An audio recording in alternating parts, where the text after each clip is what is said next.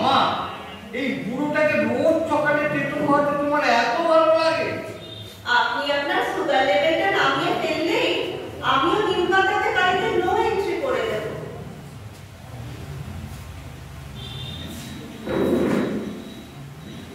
কাগজ কাগজ, ওই যে এসে গেছে আপনার সকালের সবজি।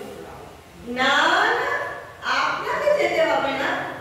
আমি বুঝি না, ওই অছিলা বারান্দায় গিয়ে পাতাগুলো বাইরে ফেলে আসবে, আর এসে এমন জীবনের ভাগ করবে যেন নিম পাতায় চিবোচ্ছে। অথচ আপনাকে যেতে হবে না, আপনি পাতাগুলো মুখে দিন, আমি এনে দিচ্ছি কাগজটা। সত্যি লুকিয়ে কিচ্ছুটি করবার জন্য সবসময় যেন আগলে রেখেছে। এই নিন আপনার দুঃসংবাদপত্র। আচ্ছা, আমি চাটা নিয়ে আসি, তারপর চা খেতে খেতে কথা হবে।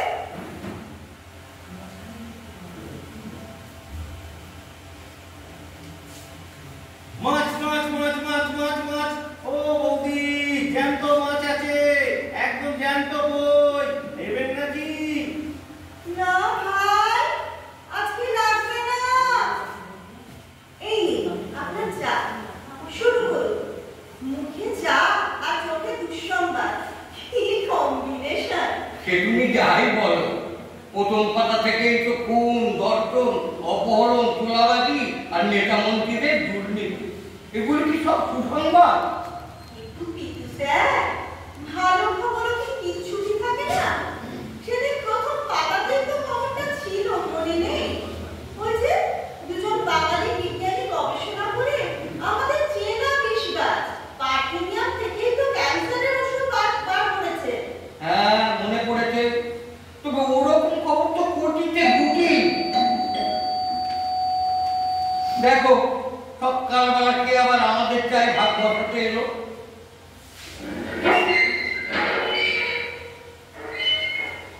পীতাম্বর আছে? হ্যাঁ, আছেন।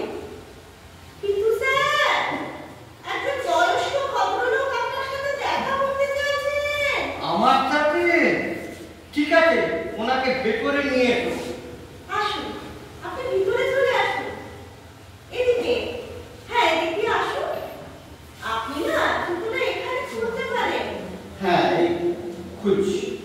তা সে কি করছে? ওই যে, ওই ঘরে উনি বসে আছেন। সুপ্রভাত, কিরে কেমন আছিস? আরে প্রাণকেষ্ট, তুই? বাবা, একেবারে সাহেবি টুপটাই টুপি, সাত সকালে একখানা ঢাউ ট্রলি ব্যাগ টানতে টানতে কোথেকে এই বলতো। আর তুই কোথায় ছিলি রে? হ্যাঁ, প্রায় 42টা বছর হবে। হ্যাঁ, আরে সব প্রশ্নের উত্তর দেবো বলেই তো এলাম। এয়ারপোর্টে নেমে ভাবলাম আমি বেহালার বাড়িতে ভাইয়ের সাথে দেখা করে তারপর সন্ধ্যাবেলা বলেছেন আসবো, কিন্তু ক্যাবে বসে ফোন করে জানতে পারলাম তারা কর্তা কিন্তু দুজনেই মেয়ে জামাইয়ের কাছে গেছে বেঙ্গালুরু। ওদের বাড়ি ফাঁকা, সঙ্গে সঙ্গে ডিসিশন চেঞ্জ করে চলে এলাম। এবার অন্তত বসতে বলবি তো নাকি? সত্যি যা বলেছেন, এতদিন পরে প্রাণের বন্ধুকে পাওয়ার আনন্দে সব ভুলে নিজেই কেমন জ্ঞান হয়ে বসে কথা বলে যাচ্ছে দেখেছেন। এই এই চেয়ারটায় আপনি এবার একটু আরাম করে বসুন তো পরানদা। হ্যাঁ, এই বসছি। তুমি কি বলে যেন সম্বোধন করলে? পরানদা, কি মিষ্টি ডাকো। মনে হলো তুমি আমার অনেক কালের আপনজন। আমার ঠাকুমা আমাকে পরাণ করে ডাকতেন, আর সেই থেকে বাড়িতে আমি সকলের কাছে পরাণ হয়ে গিয়েছিলাম। মা বাবা চলে গেছেন প্রায় 40 বছর। আজ এত বছর পরে কেউ ওই নামের সাথে কাজ জুড়ে আবার সম্পর্ক পাকিয়ে ফেললো। তুই কে রে মা আমার? এই যে আমি বোধহয় না বুঝে আপনাকে একটু বেশি আপন করে ফেলেছি, তাই কি আপনি কষ্ট পেলেন? না রে মা, কষ্ট নয়, এ আমার কত যুগ আগের সুখস্মৃতি, তাই তো চোখে আনন্দের অশ্রু। তাই বলুন, আরেকটু হলে আমিও হয়তো কেঁদেই ফেলতাম। কেন রে মা, তোকে কেন কাঁদতে হবে? শুনবেন, সব শুনবেন। তার আগে বলুন তো, আপনি চা খাবেন না কফি?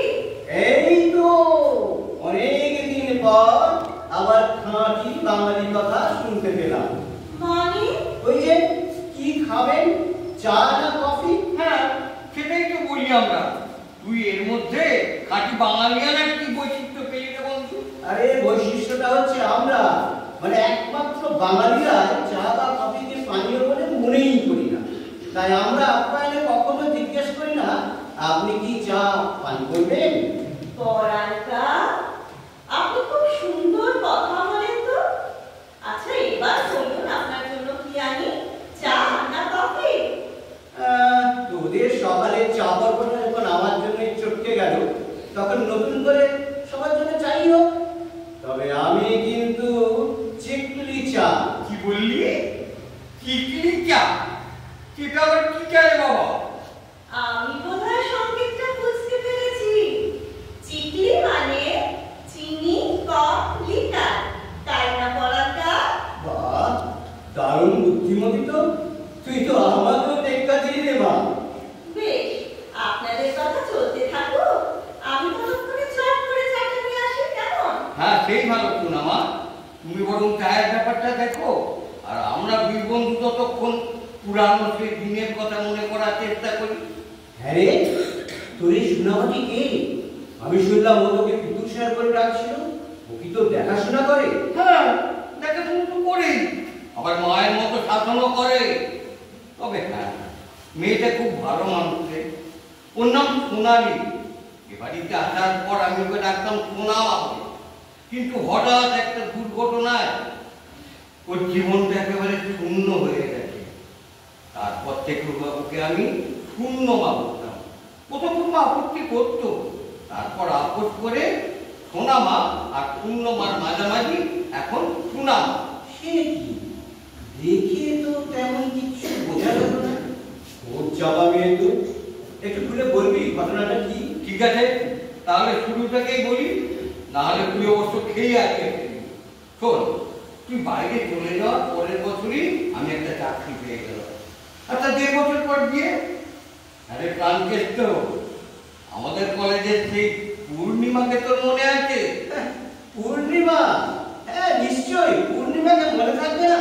কলেজ ফেস্টে তখন ওর গাড়ি তো সব মাতোয়ারা। ও, তাহলে তুই সেই ভাগ্যবান। হ্যাঁ, প্রথমে আমিও তাই ভেবেছিলাম রে। কিন্তু 3 বছর না যেতেই ভাগ্যের টাকা উল্টো দিকে ঘুরে গেল। ব্রেন টিউমারে পূর্ণিমা হঠাৎ অমাবস্যা হয়ে গেল। ছেলেটার বয়স তখন 1 বছরও হয়নি। আমার মা আর বিধবা পিসির যত্নে ছেলেটা বড় হলো। ছেলেটা পড়াশোনায় বরাবরই খুব ভালো ছিল। দেখতে দেখতে দুটি গ্র্যাজুয়েশনও কমপ্লিট করে ফেললো। বাহ, তা সে এখন কোথায়? তাকে তো দেখছি না। আর মাসিমা মেসমশাই বা কোথায়? দাঁড়িয়ে আছো তুমি আমার গানের পারে, আমার সুরগুলি পাই চরণ, আমি পাই রে তোমারে।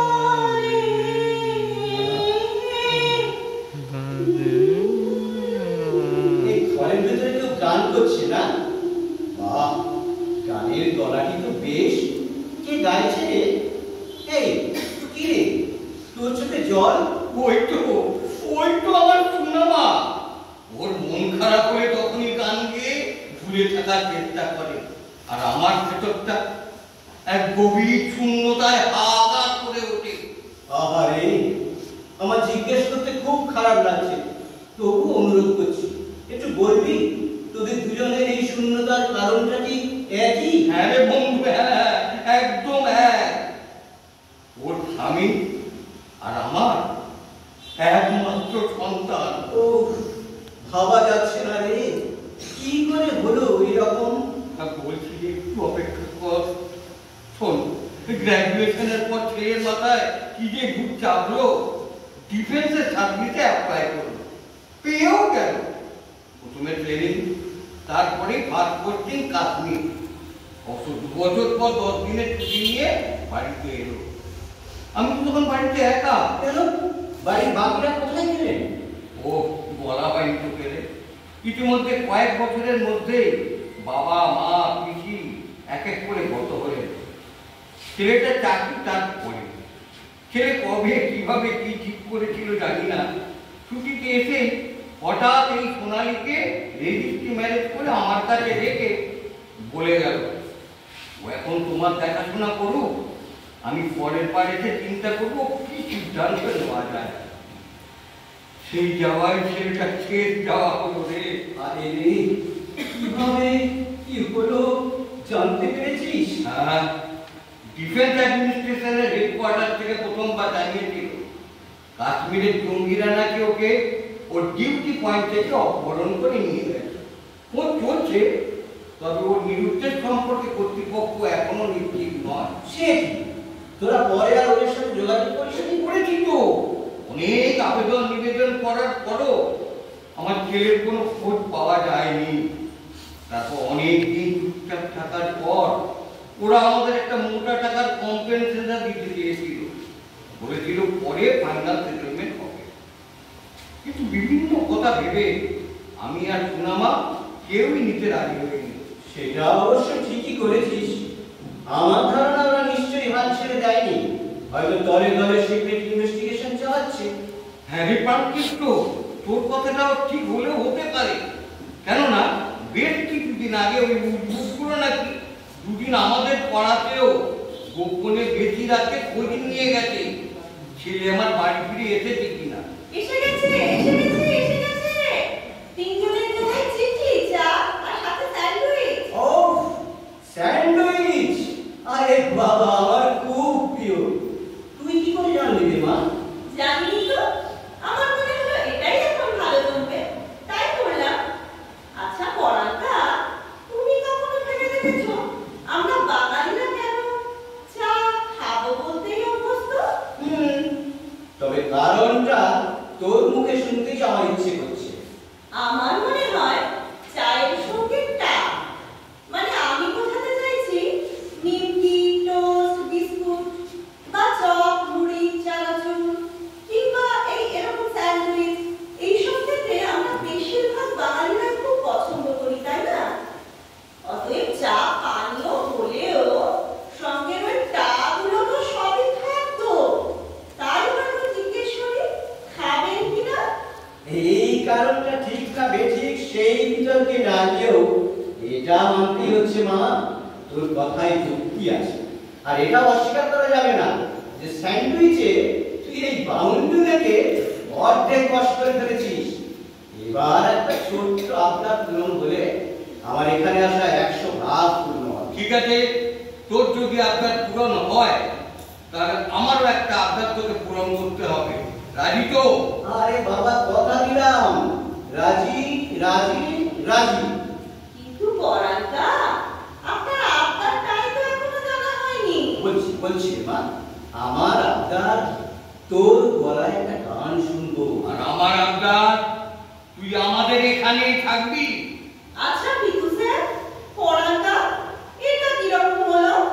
আমি কত যত্ন করে স্যান্ডউইচ বানিয়ে দুই বন্ধুকে খুশি করে দিলাম, আর তোমরা কিনা আমাকেই স্যান্ডউইচ করে একে অপরের আবদার পূরণ করতে চাইছো? এই রে, আমার মায়ের বোধহয় অভিমান হলো। না গো পরান্তা, আমি একটু রসিকতা করলাম। পারি না পারি গাইতে আমার ভালোই লাগে। তবে এই না হলে আমার মা। কিন্তু মারে, তুই আমায় একটা কথা বুঝিয়ে বল তো, তুই আমার বন্ধুকে পিতু স্যার বলে সম্বোধন করিস কেন? ওটা ওটা পিতাশ্রীর অপভ্রংশ। আসলে পিতাকে ভালোবেসে পিতু, আর স্ত্রীর অপভ্রংশ স্যার। ভালোবাসা আর শ্রদ্ধা দুটোই জানানো হলো। বাহ, ভাবনাটা তো বেশ নতুন রকমের। আচ্ছা, এবার তাহলে গানটা হয়ে যায়। ঠিক আছে, চেষ্টা করছি, কিন্তু মুশকিল হচ্ছে আমি গানের কথা সবসময় মনে রাখতে পারি না। ঠিক আছে বৌমা, তোমার যেখানটা মনে পড়বে সেখানটাই গাইবে। আচ্ছা।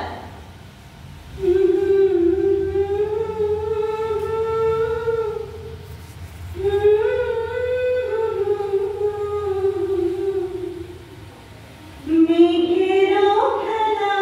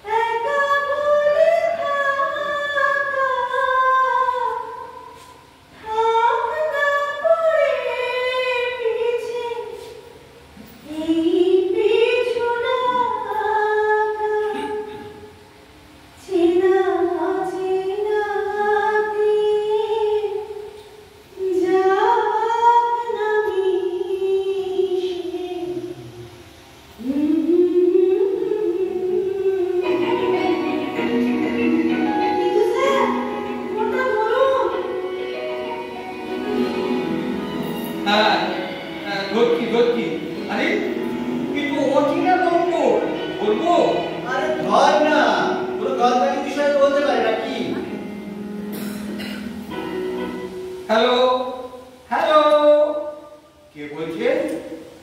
পরিষ্কার শোনা যাচ্ছে না, আরেকবার প্লিজ বলুন বলুন। যা, কেটে গেল রে। যাকে ভালোই হয়েছে, আবার তাহলে গানটা শুরু হোক। না, এখন থাক। আবার যদি ফোনটা রাখে, তার চেয়ে পড়ানটা তুমি বলো তোমার কথা। তোমার কথা তো কিছু জানাই হলো না তো। আমার কথা শুনতে তো ভালো লাগবে না রে মা। লাগবে লাগবে, তুমি শুরু তো করো। আচ্ছা বেশ, তাহলে এখন ছোট করে বলি কেমন? আমি অবশ্য চিরকাল একটু বাউন্ডুলে, বুঝলি? কোন রকমের কলেজের গণ্ডিটা পেরিয়ে একেবারে তো লাগাম ছাড়া ঘোড়ার মতো অবস্থা। বাড়িতে থাকা খাওয়া কোনো ঠিক ছিল না, তার উপর মদ আর পানের নেশায় একেবারে শূন্য যাওয়া যাকে বলে আর কি। হ্যাঁ বৌমা, এত নেশা করতো যে পাড়াতে ওর প্রাণকেষ্ট নামের বদলে সবাই ওকে পানকেষ্ট বলেই চিনতো। কেউ কেউ আবার মালকেষ্ট বলতো। তবে হ্যাঁ, ওর মনটা খুব ভালো ছিল, কোনোদিন কারোর কোনো ক্ষতি করেনি, বরং অনেকের উপকার করেছে। মা, শুনতে ভালো লাগছে না তো? আমার কাছে তোমার ক্যারেক্টারের প্যারামিটারটা না খুব ওঠানামা করছে। তুমি না তুমি বলে যাও। তারপর একদিন বাড়িতে তুমুল অশান্তি করে বেরিয়ে পড়লাম। বেশ কিছুদিন নানা জায়গায় কাজের খোঁজ করতে করতে এক বন্ধুর পাল্লায় পড়ে একটা জাহাজ কোম্পানিতে কাজে লেগে গেলাম। তারপরে এক কোম্পানি থেকে আরো বড় কোম্পানি, ছোট জাহাজ থেকে বড় জাহাজ, এক দেশ থেকে অন্য দেশ, এইভাবেই কেটে গেল প্রায় 40টা বছর। হ্যাঁ রে প্রাণকেষ্টা, তোকে দেখে তো মনে হচ্ছে তুই এখন আর নেশা টেশা করিস না। তা কি করে ছাড়লি? ছাড়িনি তো, শুধু পাল্টে নিয়েছিলাম, মানে মালের বদলে মাল্লু। নেশাটা পেশা ইন্টারচেঞ্জ করে কাঁড়ি কাঁড়ি ডলার, পাউন্ড, ইয়েন জমিয়ে গিয়েছি। বাহ বাহ, তার মানে তুই এখন বিরাট পুঁজিপতি, কি বলি? আরে জাস্ট ভাবতে পারবি না বন্ধু, তোদের এই মাল কেষ্ট কি পরিমাণ মাল কামিয়েছে। দেখিস বন্ধু, বাড়িতে আবার ইডি সিবিআই আসবে না তো? আরে একদম দুশ্চিন্তা করবি না, ইনকাম ট্যাক্স ডিপার্টমেন্টের সব কাগজ পাক্কা করে তবে ওই যে আবার ফোনটা বাজছে। হ্যালো হ্যালো, কি বলছেন?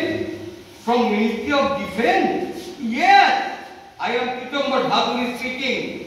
আরে কি সৌভাগ্য, কর্নেল মজুমদার আপনি? আমরা তো আপনার ফোনের অপেক্ষাতেই থাকি। আপনি ফোন করেছেন মানে তো হয় ভালো নয় খারাপ, একটা কিছু খবর তো আছে। তা বলুন, কি বলছেন? খুব গোপন? না না না না না না না না, আপনি নিশ্চিন্তে বলতে পারেন কর্নেল, আমার বৌমা ছাড়া আর কেউই জানতে পারবে না। কি বলেন? এলাই আমার প্রলয় বেঁচে আছে। ওরে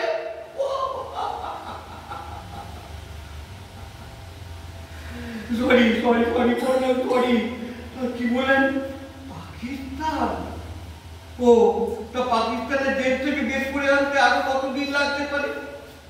বাড়ি ফিরতে আরো মাঝখানে। কিন্তু স্যার, আমাকে একটু ফোনটা দেবেন? কর্নেল মজুমদার, আমার বৌমা একটু আপনার সাথে কথা বলতে চাইছে, প্লিজ। এই নাও। কর্নেল কাকু, আপনি এই পরিবারটাকে না একটা নতুন জীবন দিলেন। আপনাকে যে কি বলে এখন রাখি কাকু। এই তো আমার মায়ের চোখে আনন্দের অশ্রু, এবার হবে খুশি গানে ভক্তির ফোয়ারা। হ্যাঁ, পুঁজিকে তো ঠিকই বলেছে। এবার খুশি মনে একটা খুশির গান ধরো তো আমার কুটুমা। শুনলি শুনলি তো মা, তোর শ্বশুরশ্রী কিরকম পাল্টি খেয়ে আমাদের নামও পাল্টে দিল। আচ্ছা এবার তাহলে গানটা শুরু হয়ে যাক। হ্যাঁ, এবার আমাদের তাহলে খুশির গান শুরু হোক বৌমা।